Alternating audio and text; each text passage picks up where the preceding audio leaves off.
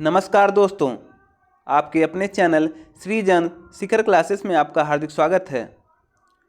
BPSC के शिक्षक भर्ती परीक्षा में आज तक जितने भी क्वेश्चन पूछे गए हैं सबका हम वन लाइनर के रूप में विस्तृत रूप से व्याख्या करके देख रहे हैं। ठीक है, भूगोल के पहला और दूसरा पार्ट हम देख चुके हैं। आज तीसरा पार्ट हम देखेंगे। तीसरे पार्ट में हमारा टॉपिक है वन क्षेत्र।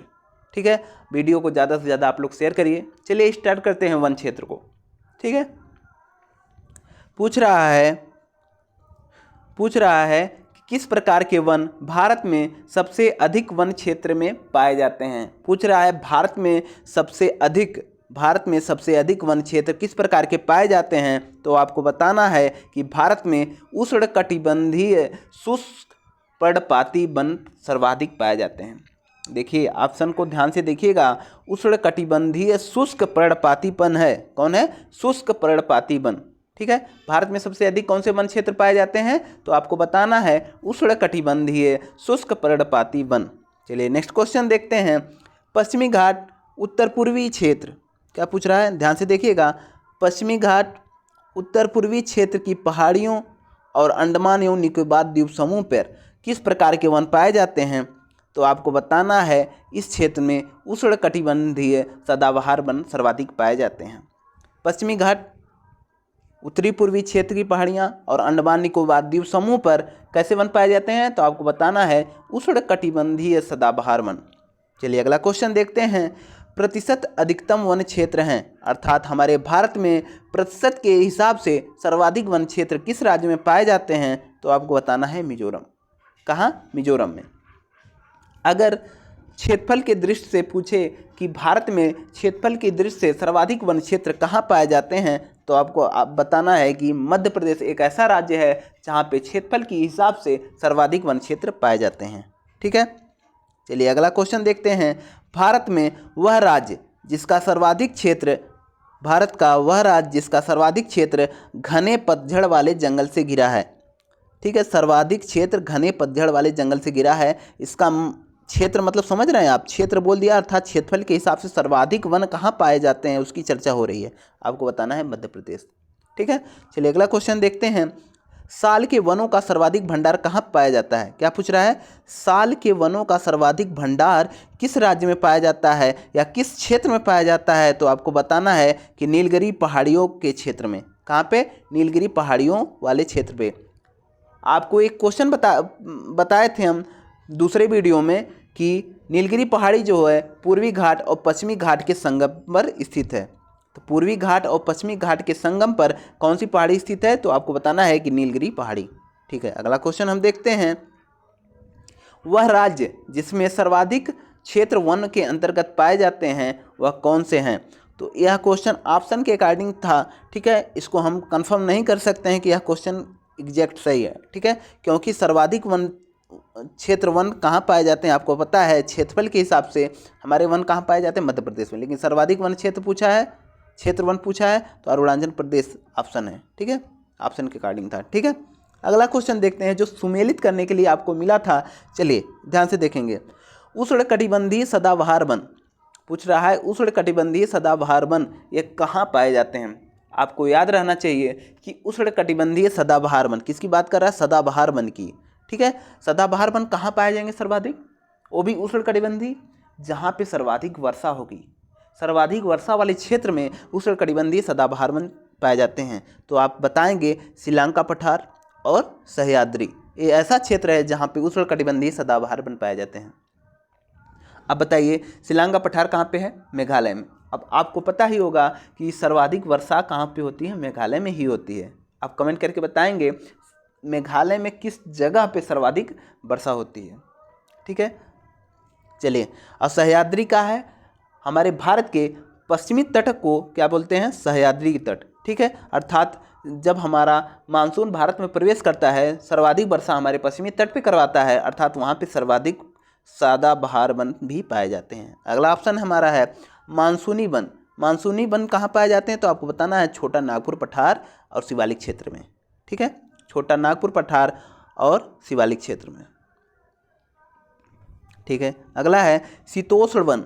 अब ऑप्शन से ही आप समझ रहे हैं कि मतलब ठीक है, ऑप्शन से समझ रहे हैं शीतोष्ण वन कहाँ पाए जाएंगे, जहाँ पे शीत ज़्यादा पड़ेगी अर्थात धूप वहाँ पे कम निकलेगी। शीतोष्ण वन कहाँ पाए जाएंगे, हमारे उत्तरी भारत में पाए जाएंगे। कहाँ पाए जाएंगे, उत्तरी भारत में। तो आपको बताना है पूर्वी एवं पश्चिमी हिमालय और नीलगिरी क्षेत्र में। ठीक है, नीलगिरी पहाड़ी पे भी पाई जाती है। नीलगिरी पहाड़ी कहाँ पे हमारा है, दक्षिण भारत में है। लेकिन ऐसा आप मत सोचिएगा कि शीतोष्ण वन वहीं केवल पाए जाएंगे जहाँ पे सर्वाधिक हिमपात होते हैं। ठीक है, ऐसी बात नहीं है।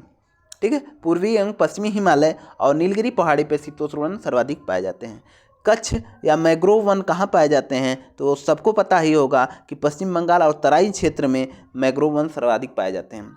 यह भी क्वेश्चन पूछा हुआ है कि मैंग्रोव वन कहाँ सर्वाधिक पाए जाते हैं, इसमें ऑप्शन के अकॉर्डिंग होता है, लेकिन अगर सर्वाधिक पूछ ले तो आपको पश्चिम बंगाल लगाना है। ठीक है, चलिए अगला क्वेश्चन हम देखते हैं। भारत में भौगोलिक क्षेत्र से वन क्षेत्र का प्रतिशत है। पूछ रहा है कि भारत के कुल भौगोलिक क्षेत्र में वन क्षेत्र का कितना प्रतिशत है, अर्थात हमारे भारत में। यह देखिए वन रिपोर्ट के अकॉर्डिंग होता है, हर वर्ष यह जारी होती है। अर्थात देखिए वो 2021 के अकॉर्डिंग है, तो आपको बताना है 21.7% था। लेकिन अब ये आंकड़ा चेंज है, इसको आपको याद नहीं करना है। ठीक है, इसको आप भूल जाइए। ठीक है, इसको आपको बिल्कुल नहीं याद करना है। भारत में कुल भौगोलिक क्षेत्र का 1% एकदम भूल जाइए, इसको नहीं याद करना है, आपको बिल्कुल नहीं याद करना है इसको। ठीक, चलिए अगला क्वेश्चन देखते हैं। सुंदरवन क्षेत्र है, सुंदरवन क्षेत्र है, तो आपको बताना है सघन मैंग्रोव वन। क्या है, सघन मैंग्रोव वन। ये कहाँ पाए जाएंगे सुंदरवन क्षेत्र, ये पश्चिम बंगाल में पाए जाएंगे। ठीक है, चलिए अगला क्वेश्चन देखते हैं। गंगा डेल्टा के सदाबहार वन क्षेत्र को क्या कहा जाता है। गंगा डेल्टा के सदाबहार वन क्षेत्र को क्या कहा जाता है, तो कहा जाता है सुंदरवन। क्या कहा जाता है, सुंदरवन। या कहाँ पे पाया जाएगा, ये पश्चिम बंगाल में पाया जाएगा। चलिए नेक्स्ट क्वेश्चन देखते हैं। वनस्पतियों और जीवों की कमी का वैध कारण है, अर्थात हमारे क्षेत्र में, हमारे भारत में या संपूर्ण विश्व में जहाँ पे वनस्पति और जीवों की कमी है, उसका मेन कारण क्या होता है। ठीक है, वनस्पति और जीवों की कमी का वैध कारण मतलब एकदम एग्जैक्ट कारण क्या है, तो आपको बताना है कि बृहद पैमाने पर योजनाओं का विकास। ठीक है, जो सरकार बहुत सारी योजनाएं लाती है, उसके तहत क्या होता है, बहुत सारे पौधे वन क्षेत्र काट दिया जाता है। कोई भी बहुत बड़ा डेवलपमेंट का कार्य होता है तो वहाँ पे क्या करता है, वन क्षेत्र को काट दिया जाता है, सर्वाधिक नुकसान होता है। वहाँ उस वन क्षेत्र में जीव भी होंगे, वनस्पतियाँ भी पाई जाएंगी। ठीक है, और क्या, कृषिगत फैलाव। और कृषि के लिए जैसे वन क्षेत्र हैं, कृषि के लिए उसको वन को काट के वहाँ पे खेती की जा रही है, या भी क्या होगा, वनस्पतियों का अभाव करेगा। चराई, सर्वाधिक चराई और जलाने वाली लकड़ी का भी कारण हो सकता है। ठीक है, चलिए अगला क्वेश्चन देखते हैं। भारत में सर्वाधिक सागवान के जंगल कहाँ पाए जाएंगे। सागवान के जंगल भारत में सर्वाधिक कहाँ पाए जाते हैं, तो ये पाए जाते हैं कहाँ पे, मध्य प्रदेश राज्य में। किस राज्य में, मध्य प्रदेश राज्य में। चलिए नेक्स्ट क्वेश्चन हम देखते हैं। घास के मैदान, झाड़ जंगाड़, वन, बंजर भूमि। देखिए इतना ही आपको याद रखना है, घास के मैदान, झाड़ जंगाड़, वन, बंजर भूमि। ठीक है, ठीक है, इसके आगे कह रहा है सरकार और निजी दोनों व्यक्ति तथा समुदाय सभी से संबंधित है। मतलब घास के मैदान, झाड़ जंगाड़, वन, बंजर भूमि, या सरकार और निजी दोनों व्यक्ति तथा समुदाय सभी से संबंधित है। इसको हम कहेंगे क्या है, अवर्गीकृत वन। क्या है, अवर्गीकृत, अर्थात यह वर्गीकृत वन नहीं, अर्थात वर्गों में इसको बांटा नहीं गया है। ठीक है, चलिए अगला क्वेश्चन देखते हैं। मैंग्रोव वन विशेषता से संबंधित है। कह रहा है मैंग्रोव वन की विशेषता क्या है, तो आपको बताना है कि यह दलदली क्षेत्र में है। ठीक है, मैंग्रोव वन कहाँ पाए जाते हैं, सर्वाधिक मैंग्रोव वन कहाँ पाए जाएंगे, तो जहाँ पे सर्वाधिक दलदली क्षेत्र होगा। तो मैंग्रोव वन कहाँ पे, पश्चिम बंगाल डेल्टाई क्षेत्र में पाया जाता है। तो मैंग्रोव वन कहाँ पाए जाते हैं, सर्वाधिक पश्चिम बंगाल में। और वह किस क्षेत्र में पाए जाएंगे, दलदल के क्षेत्र में पाए जाएंगे। कीचड़ और खारा तटीय जल आदर्श आवास में तथा पौधों एवं जड़ों की पत्तियां हरदम अंदर डूबी रही हैं। अच्छा, यह भी क्वेश्चन बन सकता है कि मैंग्रोव वन की विशेषता में कि मतलब मैंग्रोव वन के पौधे की जड़ें पानी में हमेशा डूबी रहती हैं, तो आप बताएंगे यस। ठीक है, इनके पौधे की जड़ें, ऑप्शन बन सकता है ना, जैसे एक से अधिक वाला ऑप्शन बनेगा, क्वेश्चन बनेगा, तो उसमें आपको एक से अधिक लगाना पड़ेगा, तो यह पूछ सकता है। ठीक है, चलिए ज़्यादा से ज़्यादा आप लोग वीडियो को शेयर करिए। हमें बीपीएससी 4.0 को टारगेट करके चलना है। ठीक है, यह बीपीएससी में जितने भी आज तक क्वेश्चन पूछे गए हैं भूगोल से संबंधित सब आपको मिल रहे हैं। ठीक है, जब हम प्रीवियस ईयर कर लेंगे, जब हमें पता चल जाएगा किस टॉपिक से किस प्रकार के क्वेश्चन पूछे जा रहे हैं, उसी के अकॉर्डिंग हम एक एक करके, ठीक है, एक एक टॉपिक करके हम उसको अध्ययन करेंगे। ठीक है, चलिए प्राकृतिक आपदाएं। ठीक है, हमारा नेक्स्ट टॉपिक है प्राकृतिक आपदाएं। चलिए देखते हैं। ज्वालामुखी क्रिया की अंतिम प्रतीक है, अर्थात जब ज्वालामुखी का उद्गार होता है, ठीक है, जब मैग्मा क्या होता है, मैग्मा बाहर निकलता है तो क्या होता है, तो अंतिम रूप उसका क्या होता है, अंतिम प्रतीक क्या होता है, ज्वालामुखी क्रिया का अंतिम प्रतीक क्या होगा, धुआंरे या वाति मुख। ठीक है, चलिए आपको चित्र बनाने बताकर बताने की कोशिश करते हैं, चित्र बनाकर। ठीक है, देखिए ध्यान से देखिएगा आप लोग। ये देखिए, इस ऊपर वाले क्षेत्र को क्या कहते हैं, आप नाम देते हैं इसको क्या, क्रेटर। इसको किस नाम से जानते हैं हम, क्रेटर के नाम से जानते हैं। किस नाम से जानते हैं, क्रेटर के नाम से। ठीक है, अर्थात ज्वालामुखी के ऊपर वाले क्षेत्र को क्या नाम से देते हैं, क्रेटर। ठीक है, इसमें बीच में क्या भरा है, मैग्मा। क्या होता है, मैग्मा। क्या भरा है, मैग्मा। जब मैग्मा बाहर निकलता है, क्या करता है, ज्वालामुखी का उद्गार होता है तो बाहर निकलता है, इसी को ऊपरी वाले क्षेत्र को क्या कहेंगे, द्वारे या वाति मुख। क्या है, द्वारे, जब हम इसी को मुख कह रहे हैं ना, इसी क्षेत्र को क्या कहेंगे हम, द्वारे, या जहाँ से निकल रहा है ये क्षेत्र, जो यही को द्वारे या वातिमुख। ये अर्थात ज्वालामुखी क्रिया का अंतिम प्रतीक क्या है, द्वारे या वातिमुख। ठीक है, एक चीज़ यहाँ से आपको और बताना चाहेंगे, जब मैग्मा बाहर निकलता है तो किस नाम से जाना जाता है, तो आपको बताना है कि उसको किस नाम से जाना जाता है, लावा। किस नाम से जाना जाता है, लावा। लेकिन एक और क्वेश्चन बनता है, जब मैग्मा ज्वालामुखी उद्गार से बाहर निकलता है तो लावा के नाम से जाना जाता है, जब लावा ठंडा हो जाता है तो वह कौन सा रूप धारण करता है, आपको बताना है कि बेसाल्ट चट्टान। किसका रूप धारण कर लेता है, बेसाल्ट चट्टान का। किसका, बेसाल्ट चट्टान का। चलिए अगला क्वेश्चन हम देखते हैं। बाढ़ को रोकने के लिए सबसे उत्तम विधि है, पूछ रहा है कि बाढ़ को रोकने के लिए सबसे उत्तम विधि कौन सी है, तो आपको बताना है कि वन रोपण। अगर बाढ़ को रोकना है तो हम सर्वाधिक वन का रोपण कर देंगे तो बाढ़ को हम रोक सकते हैं। ठीक है, नेक्स्ट क्वेश्चन है, फलों एवं सब्जियों की खेती कहलाती है, फलों एवं सब्जियों की खेती क्या कहलाती है, तो ये कहलाती है बागवानी। क्या कहलाती है, बागवानी। बादल फटना, बादल फटना की घटना कहाँ पे होती है, हिमाचल प्रदेश में। या बहुत लोग कंफ्यूज होंगे कि ये क्या है, लेकिन हम आपको बताने की कोशिश करते हैं। रुक जाइए एक सेकंड, थोड़ा स्पेस ले लें तो आपको बताएंगे बादल का फटना क्या है। चलिए ध्यान से देखिएगा आप लोग।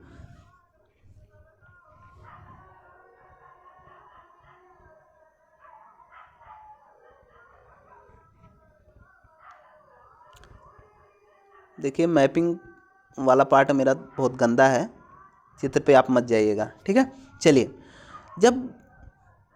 जब मानसून हमारे भारत में प्रवेश करता है दक्षिणी पश्चिमी क्षेत्र से, मानसून कहाँ प्रवेश करेगा, जून माह में दक्षिणी पश्चिमी क्षेत्र से हमारा मानसून प्रवेश करता है। जब यहाँ पे हमारी कौन सी चोटी पाई जाती है, अरावली श्रृंखला। कौन, अरावली श्रृंखला। कौन सी पाई जाती है श्रृंखला, यहाँ पे हमारी अरावली श्रृंखला पाई जाती है। ठीक, तो अरावली श्रृंखला पाई जाती है, यहाँ पे राजस्थान क्षेत्र में अरावली श्रृंखला पाई जाएगी। जब मानसून यहाँ से जाता है तो अरावली श्रृंखला के समांतर होकर यह आगे निकल जाता है और यह रायसीना के क्षेत्र में यहाँ पे पंजाब हरियाणा में सर्वाधिक बारिश करवाता है। अर्थात जाता हुआ दक्षिणी पश्चिमी मानसून इधर से जाएगा तो कहाँ पे, सर्वाधिक पंजाब में यहाँ पे वर्षा करा के यहाँ पे मानसून रुका रहता है। और इधर से मानसून जो हमारे पूर्वी भारत की तरफ से जाता है, यहाँ पे मेघालय में सर्वाधिक वर्षा कराता है, मासिन राम में सर्वाधिक वर्षा कराएगा। यहाँ से ये हिमालय वाले क्षेत्र से, हिमालय पर्वत से टकरा के यहाँ से ऐसे जाते जाते इधर जाके यह मौसम पहले से ऑलरेडी यहाँ रुका हुआ है, जो हमारी दक्षिणी पश्चिमी मानसून जाके यहाँ पे दिल्ली के क्षेत्र में रुका हुआ है पश्चिमी तट से।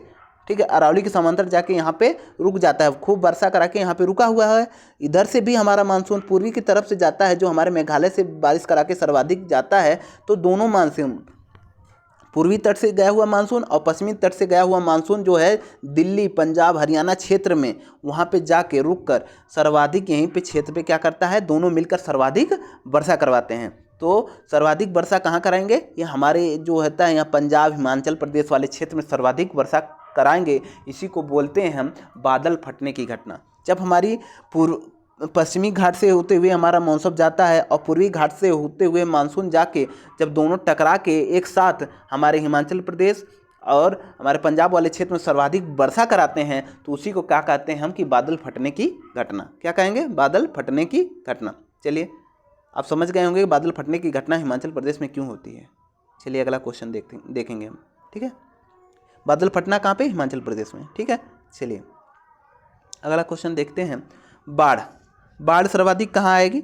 ये पूछ रहा है बाढ़ कहाँ आती है सर्वाधिक, तो आपको बताना है उत्तर प्रदेश एवं बिहार के मैदान में। ठीक है, भूकंप तो हम बताए थे हिमालय के गिरिपाद क्षेत्र में। ठीक, अब पूछ रहा है सूखा कहाँ पड़ता है? मध्य पूर्वी भारत में। चक्रवात झारखंड और उत्तरी उड़ीसा में। चलिए नेक्स्ट क्वेश्चन देखते हैं। गंगा का मैदान से भरा है, अर्थात गंगा का मैदान, अब जब भाई गंगा है, गंगा के मैदान में जलोढ़ मृदा होगी ही। कैसी मृदा होगी? जलोढ़ मृदा या जलोढ़ मिट्टी। ठीक है, मृदा का पलवार करना संबंधित है। आप पलवार मतलब समझ रहे हैं क्या? मृदा को पलटना, अर्थात खेत की जुताई करना, यह किससे संबंधित है? बहुत कन्फ्यूजन की बात होती है यहाँ पे, बहुत कन्फ्यूजन होता है, लेकिन हम आपको फिर से बताएंगे कि मृदा की पलवार क्यों किया जाता है। चलिए ध्यान दीजिएगा, यहाँ पे थोड़ा सा चित्र बनाएंगे, आपको बताने की कोशिश करेंगे। ठीक है, देखिए जैसे खेत है, ये हमारा खेत है मान लीजिए। ठीक है, अब खेत में क्या होगा? पहले किसान क्या करते हैं? इसमें पानी भर देते हैं। खेत में क्या करते हैं? पानी भर देते हैं। ठीक है, पहले देखते हैं पानी भर के कुछ 3-4 दिन 5 दिन बाद थोड़ा जब इसमें ट्रैक्टर जाने लायक हो जाता है तो क्या करते हैं किसान? खेत की जुताई कर देते हैं। क्यों जुताई करते हैं? ठीक है, इसमें जानते हैं जब खेत है इसमें क्या होता है, इसमें मिट्टी में क्या पाई जाती हैं? केशिकाएँ पाई जाती हैं। क्या पाई जाती हैं? केशिकाएँ। क्या पाई जाती हैं? मिट्टी में केशिकाएँ पाई जाएंगी। ऐसे ऐसी क्या होती हैं? केशिकाएँ पाई जाएंगी। ठीक है, केशिकाएँ पाई जाती हैं। जब हम खेत की सिंचाई कर देते हैं तो केशिकाएँ से जो होती हैं, जल जो होता है ज़मीन में धीरे धीरे जाता है। केशिकाएँ से क्या होती है? ज़मीन में धीरे धीरे पानी चला जाता है, ज़मीन में कुछ अंदर पानी जाता है। ठीक है, लेकिन अगर हम उसको कुछ दिन तक ऐसे छोड़ देंगे तो क्या होते हैं? केशिकाएँ से पानी धीरे धीरे ऊपर आते हैं और क्या होता है? जल जो होता है, खेत के जल जो होंगे वाष्प बन के कहाँ जाएंगे? ऊपर चले जाएंगे। वाष्प बन के कहाँ? ऊपर जाएंगे और बादल का निर्माण करेंगे। ठीक है, लेकिन अगर केशिकाएँ हैं तो यह क्या है? अगर यहाँ पे केशिकाएँ बनी हुई हैं तो क्या होंगी? जल का वाष्प होकर ऊपर चला जाएगा। लेकिन अगर किसान इस खेत की जुताई कर दिए, क्या कर दिए? जुताई, इस खेत की जुताई अच्छे से कर दिए तो ये केशिकाएँ क्या होती हैं? ये टूट जाती हैं। क्या होगी? ऐसे ऐसे केशिकाएँ क्या हो जाएंगी? टूट जाएंगी। जब केशिकाएँ टूट जाएंगी तो उसका नीचे से संपर्क टूट जाएगा। नीचे से संपर्क टूट जाएगा तो जितनी दूर की मृदा जुती रहेगी, ठीक है, जुताई की हुई मृदा ही सूख पाएगी और नीचे की उर्वरकता अर्थात नमी हमारे खेत में बरकरार रहेगी। अर्थात केशिकाएँ टूट जाती हैं। अगर खेत की जुताई हो जाती है तो केशिकाएँ टूट जाती है। सिर्फ मिट्टी जितनी जुती हुई होती है उतने ही पार्ट हमारी सूख पाती है और नीचे का पार्ट केशिकाएँ टूटने से नीचे की नमी हमारी बनी रहती है। यही क्वेश्चन पूछा है तो आपको समझना है। चलिए देखिए, यही ऑप्शन में लिखा भी है। देखिए, मृदा का पलवार कहलाता है तो आपको बताना है कि खरपतवार को बढ़ने से रोकने से संबंधित, तथा देखिए यही मैंने बताया था ना, मृदा की उर्वरकता एवं स्वास्थ्य की बढ़ोतरी में मृदा की नमी को बनाए रखने में। क्या? मृदा की नमी। ठीक है, जब केशिकाएँ टूट जाती हैं तो नीचे की नमी बनी रहती है। चलिए नेक्स्ट क्वेश्चन देखते हैं।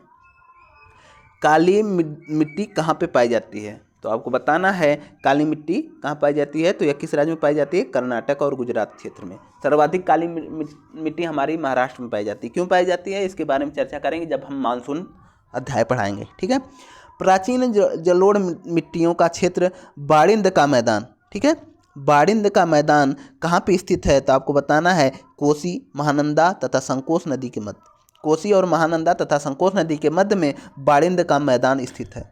ठीक है, बाड़िंद का मैदान कहाँ स्थित है? कोसी, महानंदा तथा संकोश नदी के मध्य स्थित है। चलिए अगला क्वेश्चन हम देखते हैं। भारत के राज्य में काली मिट्टी बृहद क्षेत्र में पाई जाती है। मैंने अभी बताया कि काली मिट्टी कहाँ पर सर्वाधिक पाई जाती है। ठीक है, काली मिट्टी महाराष्ट्र में पाई जाती है। क्योंकि जब हम बताएंगे कि भारत की उत्पत्ति कैसे हुई है, किस प्रकार भारत के भूभाग का निर्माण हुआ है, तब हम आपको बताएंगे कि महाराष्ट्र में काली मृदा सर्वाधिक क्यों पाई जाती है। ठीक है, चलिए अगला क्वेश्चन देखते हैं, वह प्रदेश जहाँ क्षारीय मिट्टी का विस्तार सबसे अधिक है। क्षारीय मिट्टी का विस्तार सर्वाधिक किस राज्य में है, तो आप बताएंगे उत्तर प्रदेश में। करेवा मृत्तिका जो जाफरा, देखिए बहुत इंपॉर्टेंट है, जाफर ऐसे पूछता है, जाफरा की खेती के लिए कौन सी मृदा सर्वाधिक उपयुक्त होती है, तो आपको बताना है जाफरान की खेती के लिए करेवा मृदा बहुत उपयुक्त होती है, जो कहाँ पे पाई जाती है, तो आपको बताना है कश्मीर हिमालय में पाई जाती है। ठीक है, और किसके लिए सर्वाधिक उपयुक्त है, तो या किसके लिए सर्वाधिक उपयुक्त है, तो आपको बताना है केसर की खेती के लिए। ठीक, किसके लिए, केसर की खेती के लिए।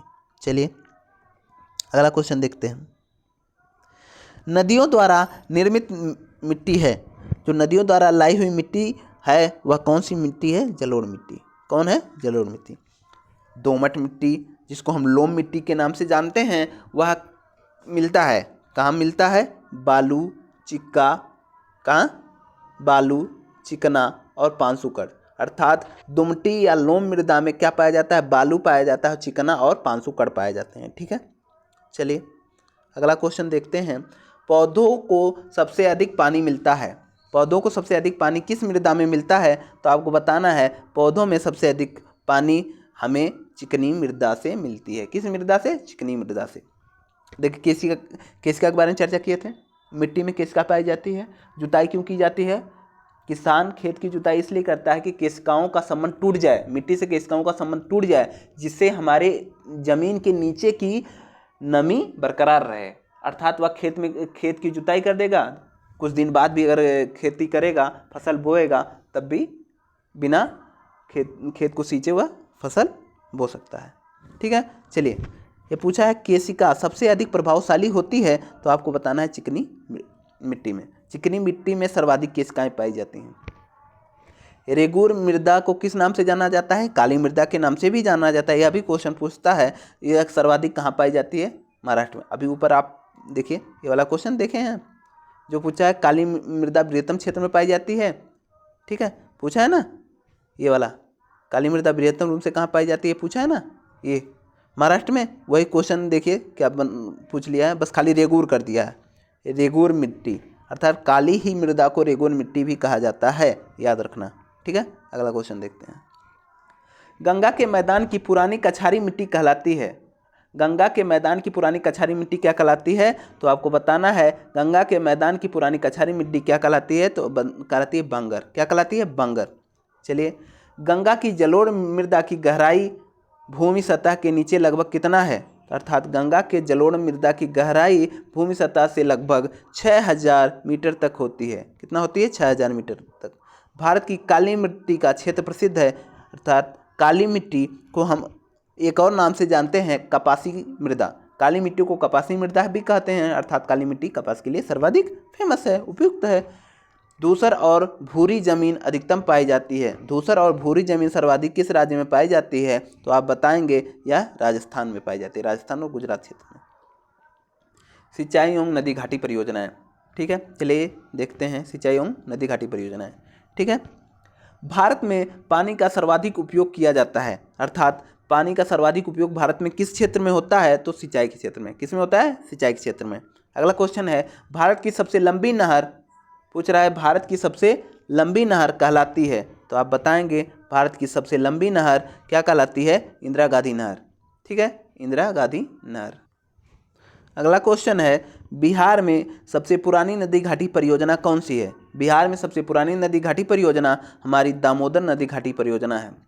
ठीक है, अब आप लोग कहेंगे दामोदर नदी तो हमारे बिहार में है, बहती नहीं है, लेकिन दामोदर घाटी परियोजना बिहार से सबसे पुरानी नदी घाटी परियोजना है, क्योंकि बिहार का विभाजन नहीं हुआ था, जब बिहार एक संयुक्त रूप से बिहार था। ठीक है, जब झारखंड इससे अलग नहीं हुआ था तब की बात हो रही है। ठीक है, दामोदर घाटी परियोजना स्थित है। अगला क्वेश्चन है कि दामोदर घाटी परियोजना कहाँ स्थित है, तो आप बताएंगे झारखंड और पश्चिम बंगाल में। कहाँ स्थित है, झारखंड और पश्चिम बंगाल में। चलिए अगला क्वेश्चन देखते हैं, पारंपरिक सिंचाई पद्धति नहीं है। ध्यान दीजिएगा क्या पूछ रहा है, पारंपरिक सिंचाई पद्धति नहीं है, तो आप बताना है ड्रिप प्रणाली। ठीक है, अर्थात ड्रिप प्रणाली जो है यह हमारी आधुनिक सिंचाई प्रणाली है। ठीक है, अगला क्वेश्चन है, भारत की सबसे लंबी सिंचाई नहर कौन सी है, तो आपको बनाना है इंदिरा गांधी नहर। ठीक है, हीराकुंड बांध बनाया गया है। पूछ रहा है हीराकुंड बांध किस नदी पर बनाया गया है, तो आपको बताना है हीराकुंड बांध हमारा महानदी पर बनाया गया है। चलिए हम आपसे एक क्वेश्चन और पूछते हैं, अगर चलिए हम बता ही देते हैं। एक क्वेश्चन पूछता है कि वह कौन सा बांध है जो सबसे लंबा बांध है। ठीक है, तो सबसे लंबा बांध कौन सा है आपको बताना है, तो आप बताएंगे कौन सा, हीराकुंड बांध जो सबसे लंबा बांध है। किस नदी पर बना है, महानदी पर बना है। कालेश्वरम लिफ्ट सिंचाई परियोजना किस राज्य में है, तो आप बताएंगे तेलंगाना राज्य में। ठीक है, चंबल नदी पर राणा प्रताप सागर जल विद्युत परियोजना, अर्थात अगर आपसे यह भी क्वेश्चन पूछ ले राणा प्रताप सागर जल विद्युत परियोजना किस नदी पे बना है, तो आप बताएंगे चंबल नदी पे बना है। किस नदी पे बना है, चंबल नदी पे। किस नदी पे, चंबल नदी पे बना है। या किस राज्य में है, तो आप बताएंगे राजस्थान राज्य में। किस राज्य में है, राजस्थान राज्य में। अगला क्वेश्चन देखते हैं। कोयना परियोजना पूछ रहा है, कोयना परियोजना किस राज्य में है, महाराष्ट्र राज्य में। तवा परियोजना मध्य प्रदेश में। रिहंद परियोजना किस राज्य में है, उत्तर प्रदेश में। काकरापार गुजरात में। ठीक है, अगला क्वेश्चन देखते हैं।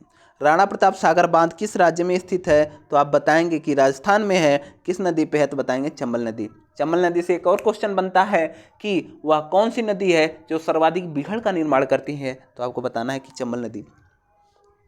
अगला क्वेश्चन देखते हैं।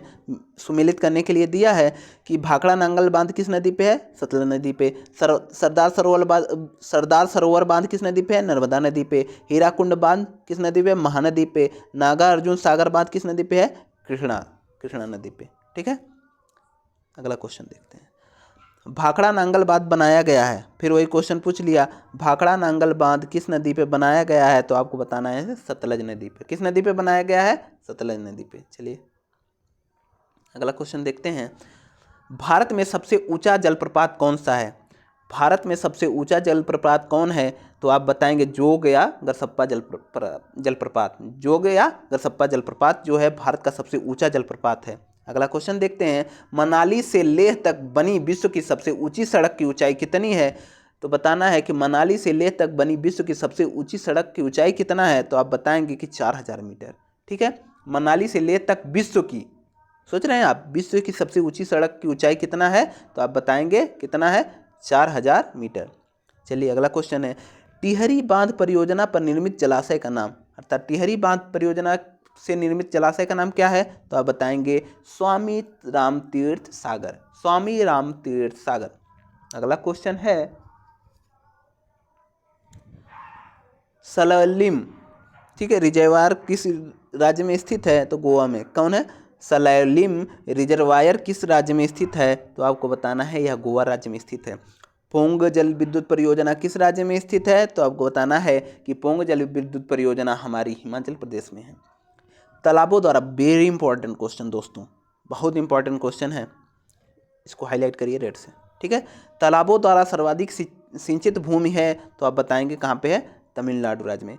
अर्थात तालाबों से सर्वाधिक सिंचाई किस राज्य में होती है, तो आपको बताना है कि तमिलनाडु में। ठीक है, नेक्स्ट क्वेश्चन देखते हैं। गंडक नदी पर निर्मित है, अर्थात गंडक नदी पर निर्मित है, अर्थात त्रिवेणी नहर किस नदी पर निर्मित है, ऐसे क्वेश्चन पूछेगा। त्रिवेणी नहर किस नदी पर निर्मित है, तो आप बताएंगे गंडक नदी। गंडक नदी कहाँ पे बहती है, बिहार में बहती है। ठीक है, ठीक है, बिहार के क्षेत्र में सिंचाई होती है किस, बिहार अर्थात बिहार में सर्वाधिक सिंचाई किस होती है, तो आप बताएंगे त्रिवेणी नहर। कि कौन बताएंगे, त्रिवेणी नहर।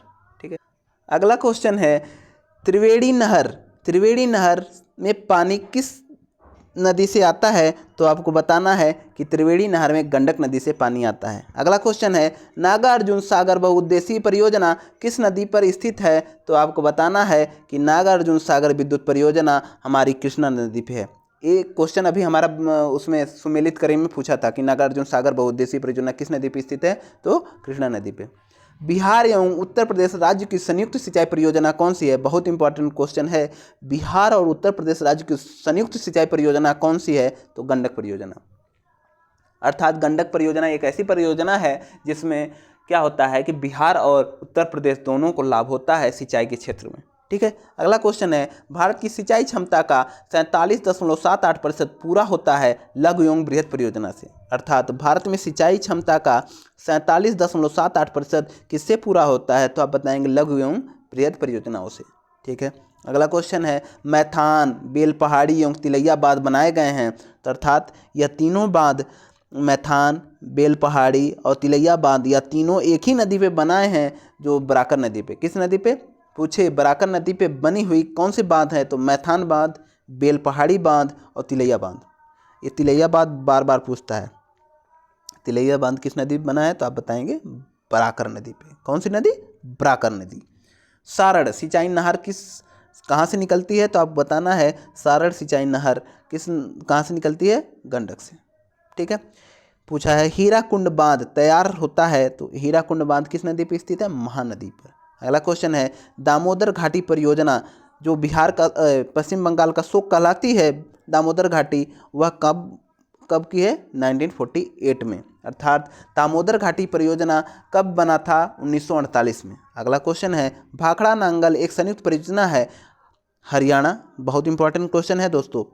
किन किन राज्यों का भाखड़ा नांगल संयुक्त परियोजना है? तो आप बताएंगे हरियाणा, पंजाब और राजस्थान। अर्थात भाखड़ा नांगल जो परियोजना है वह हरियाणा, पंजाब और राजस्थान तीनों राज्य को क्या होता है? यह सिंचाई के लिए उपयुक्त है। ठीक है।